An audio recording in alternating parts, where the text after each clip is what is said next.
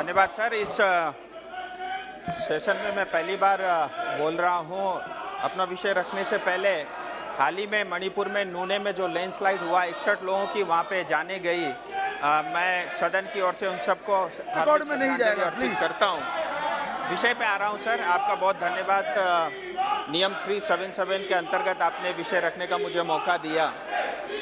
Sir, आपको बताना चाहूँगा, हाल ही में parliamentary standing committee on commerce की 171वीं जो रिपोर्ट है वो पेश हुई है, और जिसका टाइटल था दार्जिलिंग क्षेत्र में भारतीय चाय उद्योग को प्रभावित करने वाले मुद्दे। उसके विशेष रूप में वहाँ उल्लेखित थे।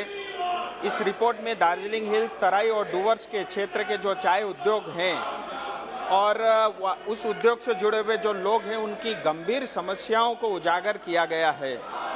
और सबसे गंभीर समस्या चाय बागान के मजदूरों का पर्जा पट्टा, यानी उनकी भूमि अधिकारों से उनको वंचित करना रहा है, जो कई पीढ़ियों से उस चाय बागान के साथ जुड़े हैं।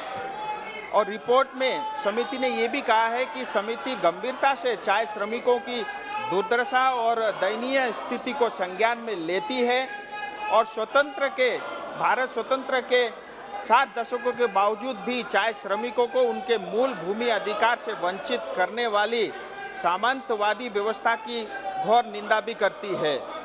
रिपोर्ट के अगले अंश में समिति ने ये भी कहा है, न केवल जीने के लिए बल्कि अपने मृत परिवार के सदस्यों को दफनाने के लिए भी उन्हें सतत संघर्ष करना पड़ता है। ये दुर्भाग्य है और बहुत ही दुखद है।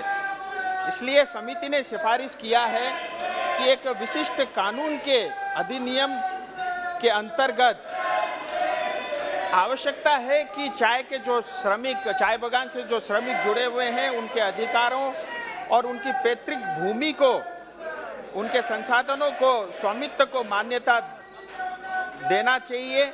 इसलिए मैं केंद्र सरकार से एक कानून बनाने का अनुरोध करता हूं, जो चाय बागान और सिंखोना बागान के श्रमिकों के लिए पर्जा पट्टा यानी भूमि अधिकार सुनिश्चित करें।